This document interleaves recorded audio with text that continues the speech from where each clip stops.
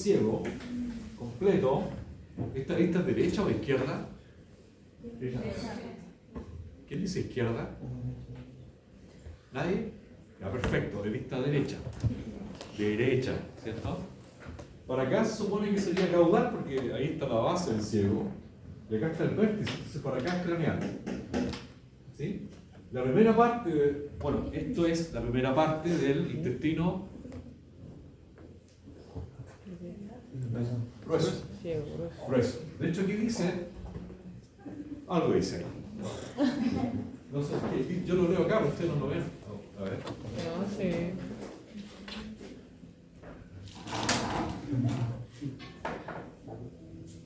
Está acostado por la mitad. Pero dice que la primera porción del intestino grueso. ¿Ah? Ciego, es el ciego. Después si seguimos avanzando, después del ciego, ¿qué continúa? Colon. Colon, ¿cierto? La primera porción del colon es la que les voy a presentar ahora, ¿ya? Que se llama colon ascendente. Y a su vez, la primera porción del colon ascendente es esta, esa, que se llama colon ventral derecho. No tiene nada en particular, no tiene muchas cosas en particular, pero esta es. Ya, al igual que el ciego, tiene estas austras, muchas austras, algunas tenias que se ven así en florista, esas tenias. Que ni yo me acuerdo cuántas son, nunca las he preguntado, no pienso preguntarlas, no tiene mucha importancia. Ya, me parece que el ciego tiene 3,5, y este colon ventral derecho tiene una derecha y otra izquierda, 2, ¿ya? Pero no tiene sentido preguntar eso. Lo que sí las tienen que identificar. Si las mostramos en un práctico, si las ven, hay que identificarlas.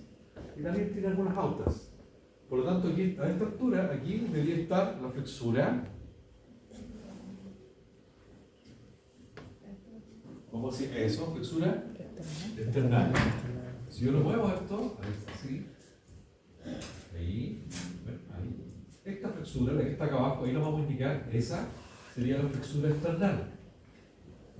¿Ya? La que está por encima, dorsalmente de la flexura external, se llama flexura diafragmática. Creo que ahí aparecen los nombres. Sí. Algo se ve. Quedó como corrido el aparato. Pero esta claramente es flexura external y flexura diafragmática. Aquí es cuando el primer caso, cuando el colon ventral derecho se transforma en colon ventral izquierdo. Ven, aquí hay una tenia. Se ven las tenias. ¿Ya? ¿Qué era una tenia? Tejido conectivo, con músculo liso, etcétera, etcétera. No vayan a pensar que es un parásito. ¿Ya? Simplemente se llaman así por la forma que tienen, porque son como aplanados, esos cordones. Si miramos por esta otra vista, ahora mira, del lado del derecho, vamos a pasar al lado izquierdo, aquí violentamente, hacia el lado izquierdo. Ahí, esta la vista del lado izquierdo. Entonces ustedes pueden observar el colon ventral izquierdo forma su propia flexura sobre sí misma. ¿Cómo le decíamos a esta flexura? Pélvica. Esta flexura es la que yo les decía, que a veces se ve al lado derecho, pero a veces puede estar al lado izquierdo, es variable. ¿Ya? Se mueve, es poco tramposa. A veces se mueve tanto que se puede desplazar, se mueve, y me lleva el colon hacia craneal. Produce un desplazamiento completo del colon y lo puede girar sobre sí mismo. Hace unas travesuras bien especiales este colon y en especial esta flexura pélvica.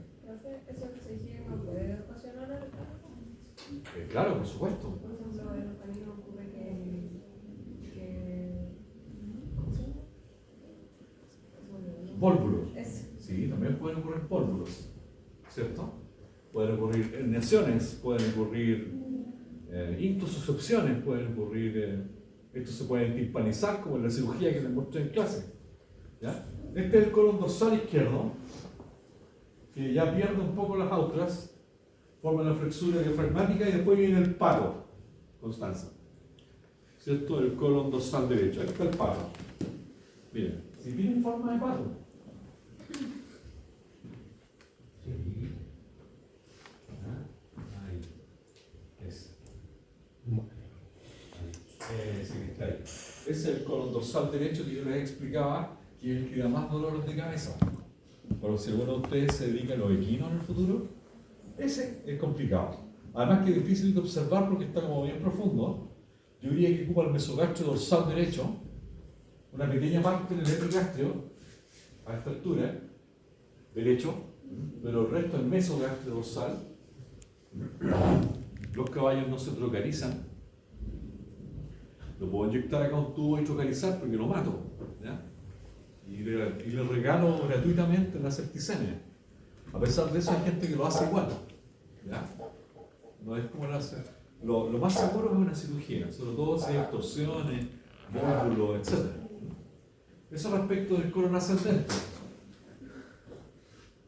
No sé con qué otras sorpresas nos podemos encontrar acá, pero me di cuenta, no estaba programado, que, mira, si miramos la base del ciego, aquí por el lado izquierdo, aquí se aprecia ese, ilion.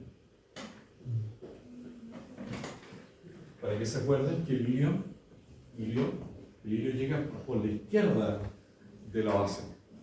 Entonces el agujero iliocecal va por el lado izquierdo de la base, ¿ya? Del ciego. El agujero secocólico va por el otro lado, por el lado derecho y hacia craneal también.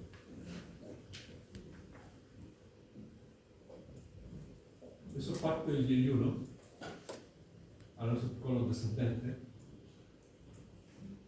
Claro, colon transverso, ese es colon transverso y este es colon descendente, la última parte del colon.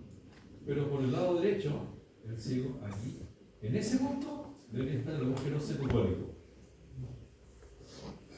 Aquí, agujero secocólico. Ahora veamos qué otra cosa nos muestra. Entonces, ¿cuántas asas intestinales forman el colon ascendente?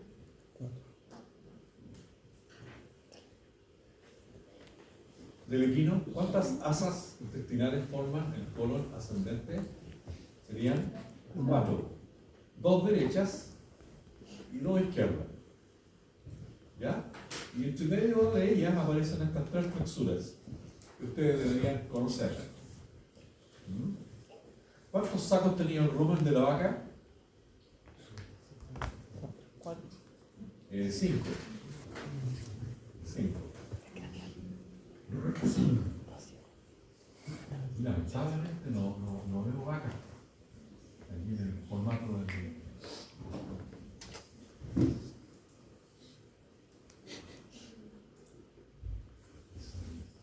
Las marcas,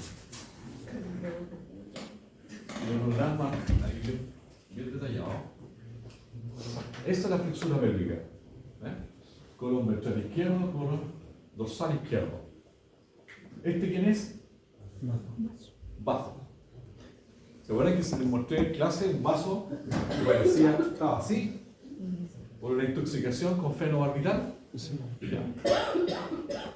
Aquí está la parte del estómago. ¿Sí?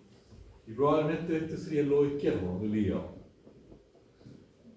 Como estamos por el lado izquierdo, aquí se nos tienen todas las asas intestinales del colon menor o del colon descendente, que es bastante flexuoso. Y por el otro lado, por el lado derecho, ahí está el lobo derecho del hígado, en el hipocondrio derecho del epigastrio. Bueno, aquí está el ciego de nuevo. ¿Cuántos litros hace el ciego? Unos 25 o 30 litros. ¿Cuántos litros hace un rumen? 120. 100, 120. No sé si eso es como el promedio, pero hay vacas, hay razas de vacas que aquí en Chile no existen todavía. Pero hay vacas enormes, digamos, de tamaño, entonces es un número más, para que se acuerden. ¿Ya? ¿Cómo se llama esto de ahí? Eso. Tenias. ¿Y esta bolsita? Austras. ¿Ya? Si es que el ciego, este Este sería el colon ventral derecho. Eso es gran cosa. Pero mira esta maravilla.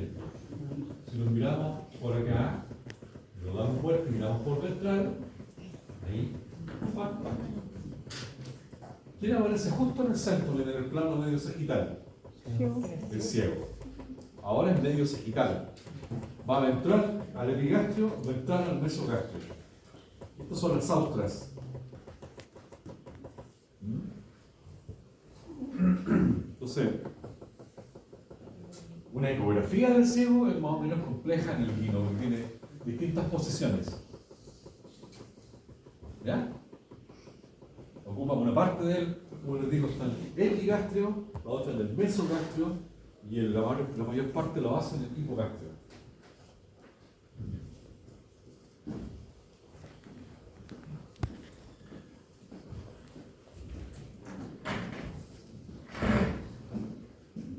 Lo malo es que esto no se puede desarmar, pero ahí están los nombres.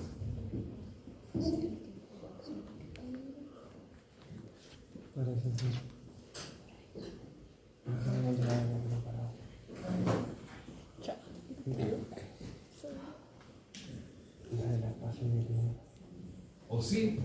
Claro que se puede desarmar. Se me fue. Se puede desarmar.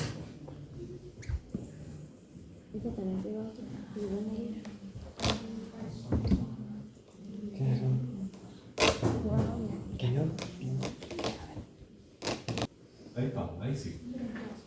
Como punto de referencia la vejiga urinaria del macho.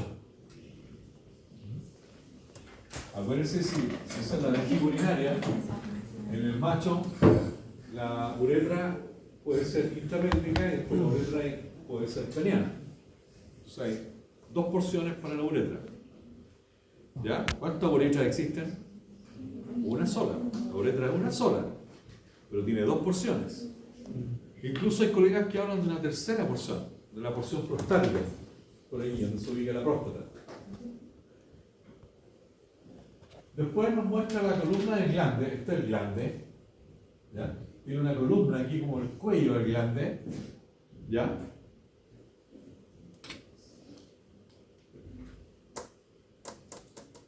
Ahí, en esa zona. También tiene el glande, tiene una corona, una especie de corona que rodea al glande, que no aparece aquí en el ejemplo. Se muestra el cuerpo cavernoso del pene, que es todo lo que va a dorsal a la uretra. ¿Ya? Todo el cuerpo cavernoso que va por arriba, igual que en el perro. No sé si se acuerdan, pero cuando veíamos el pene, ¿sí? Era un corte transversal. Entonces por aquí colocábamos, ¿se acuerdan la uretra? Por aquí va la uretra, ¿sí? La uretra peniana. Y todo lo que iba dorsal, todo esto es cuerpo cavernoso. Aquí, este es cuerpo cavernoso al pene. ¿Y por qué se llama cuerpo cavernoso? Porque tiene cavernas. Claro, si lo miramos con microscopio, así, esto tiene muchas cavernas. Está lleno de túneles. Yo voy a exagerar los túneles aquí, pero ahí tiene cavernas. Por eso es cavernoso. ¿Ya? Son túneles grandes, galerías. ¿Y qué es lo que hay en las paredes de las cavernas? Evelyn, ¿qué es lo que hay en las cavernas aquí? En las paredes. ¿Se acuerdan?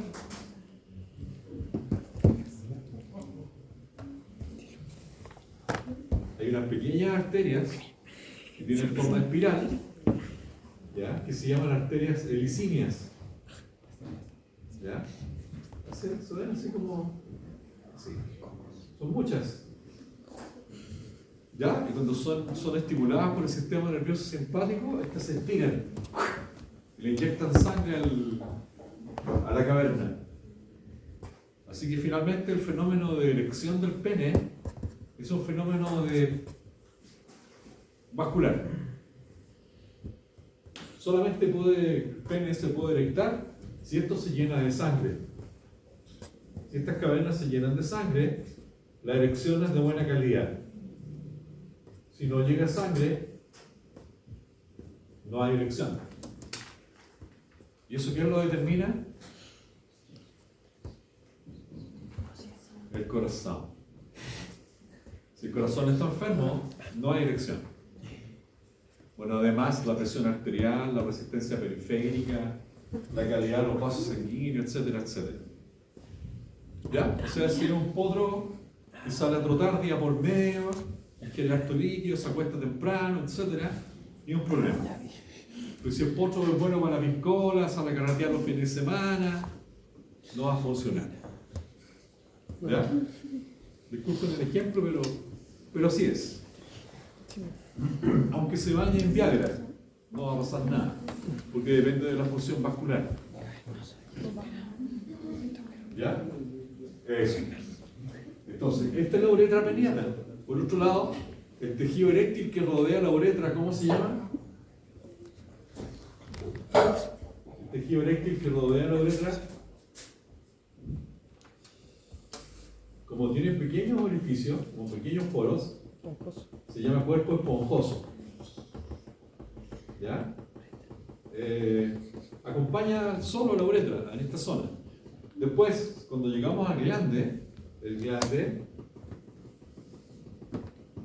es 100% cuerpo esponjoso.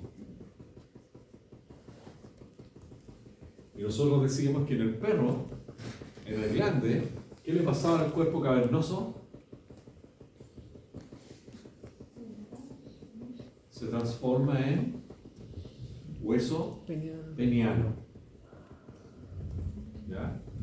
Entonces con el tiempo, en el desarrollo embrionario del perro, en el extremo del pene, este cuerpo cavernoso desaparece y lo reemplaza el hueso peniano, aquí arriba.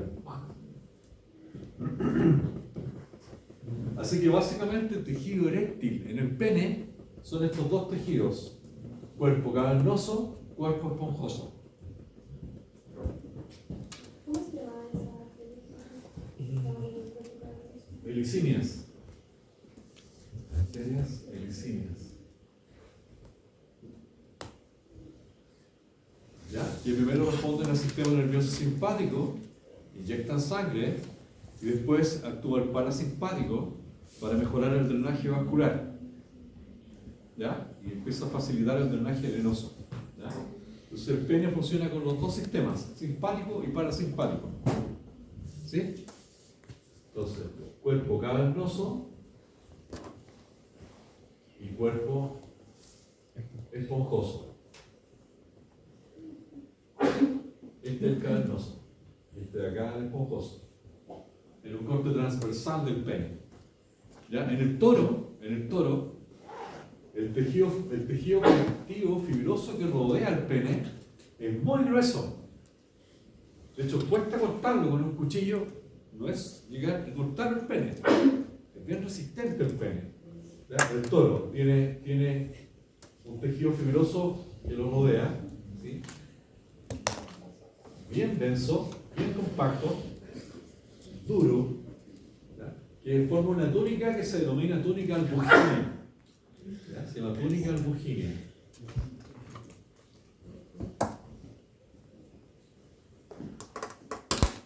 Albuginea, igual que la túnica que rodea el testículo, el mismo nombre, túnica albuginea.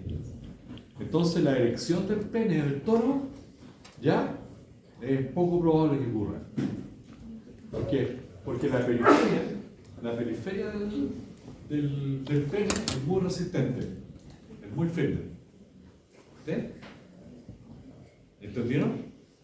Entonces para eso vamos a descubrir que el pene del toro se ha ido adaptando, ¿sí?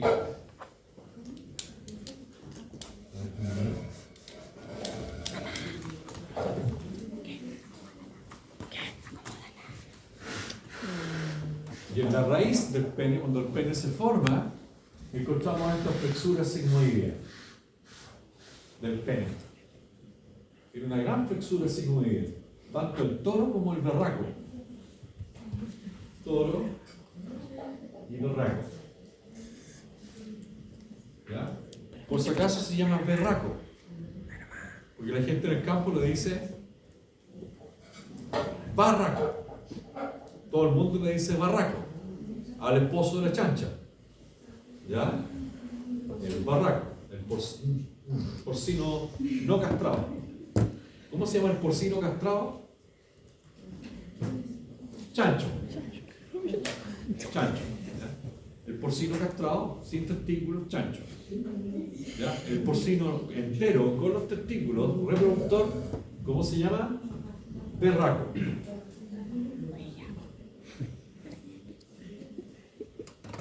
El bovino entero, con los testículos, adulto, ¿ya? Se llama toro. Si se castra joven, se transforma en novillo. Si se castra viejo, buey. Solamente el toro y el berraco tienen esta adaptación evolutiva. Interesantísimo. Como no pueden erectar el pene, porque el pene no es eréctil, tienen esta alternativa. Tienen una especie de S, una S peniana, que se llama flexura sigmoidea del pene. Flexura sigmoidea. En estas dos especies. ¿Ya? Entonces cuando el toro se pone medio romántico, ¿qué le pasa a la flexura sigmoidea, Eileen? Se estira. Y el pene pasa de esta etapa, se estira y se estira, se estira así. Entonces ahí está en reposo y acá está en erección. ¿Entendieron? Eso va a depender de un par de músculos que se insertan acá abajo en la base del pene, tanto el lado derecho como el lado izquierdo del cuerpo, que se conectan con la cola. Se llama músculo retractor del pene.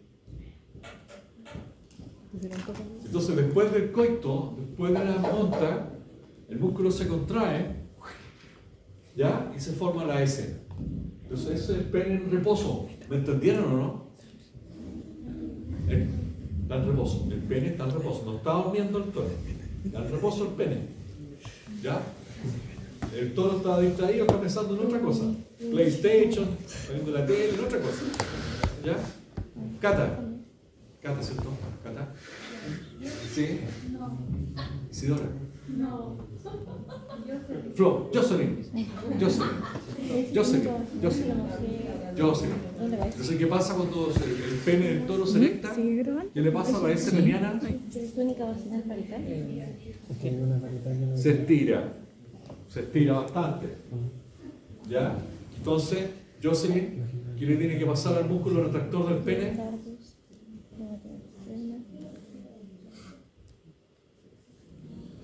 A este músculo, ¿qué le tendría que pasar cuando el toro se excita y el pene se erecta? ¿Se contrae o se relaja? Se relaja. Se relaja. Se tiene que relajar. Este es músculo liso. Por lo tanto, ahí influye mucho el sistema nervioso parasimpático. Tiene inervación parasimpática. ¿Ya? Oye, lo viene desde la cola. Tiene una trayectoria muy larga, desde la base de la cola, de las primeras vértebras coxígeas. ¿Y cómo transportan a los animales en el campo? Para que se muevan, ¿qué le hacen? Le estiran la cola. O peor todavía, un coligüe de 2 metros con un clavo 3/4 en la punta. Y lo van picaneando desde la cola. ¿Sabían esto? Eso está prohibido. Pero igual se hace. Para que lo piensen bien. Todos los machos de cualquier especie animal, todos tienen músculo retractor del pene, pero cobra mucho más importancia en las especies que tienen flexura sigmoidea peniana. ¿Entendieron? Ya. El potro no tiene este problema, porque el potro, la túnica albuginea, es como una hoja de papel, es muy finita. Y es más, tiene en la base acá un músculo bulbo-uretral, tiene los músculos retractores del pene, y acá alrededor el músculo bulbo-uretral. Entonces un pene muscular. Se erecta, solito, se estira y además se engruesa. Aumenta en grosor y aumenta en longitud. Es doble erección. No tienen esa peniana, no la necesitan. ¿Entendieron? ¿Sí? Entonces, resumen. Les voy a mostrar ahora unas páginas cochinas, ¿no? Para que lo vean. ¿Ya? Dos tipos de penes. Dos tipos de penes. En la naturaleza. ¿Ya? Bueno, puede que existan más porque se empiezan a preguntar por el puercoespín, por otros más. Claro, hay variaciones. Pero a grosso modo de la especie que nosotros estudiamos, tienen que acordarse que hay dos tipos, en general. ¿Ya? Este pene de acá ¿La amarilla? se llama pene fibroelástico. Pene fibroelástico.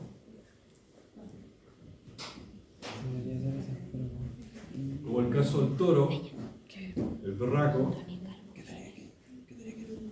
caprino, ovino, etcétera. Ahí la lista es bien larga. Y el segundo tipo de pene es el pene músculo cavernoso. Pene músculo cavernoso.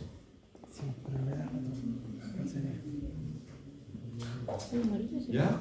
Y este sí es muscular. Y aquí tengo al perro, al potro y al humano. Y a otras especies más. Los antropoides. ¿Ya? Acuérdense, sí, en el caso del perro, el perro tiene una ventaja evolutiva que nadie más tiene. Bueno, también algunos roedores que tienen hueso peniano. ¿Ya? Y tiene varias funciones por lo demás. El hueso peniano. No es solamente proteger la uretra. Eso, me di más tiempo de lo normal, porque esto yo no lo alcanzo a explicar en clase.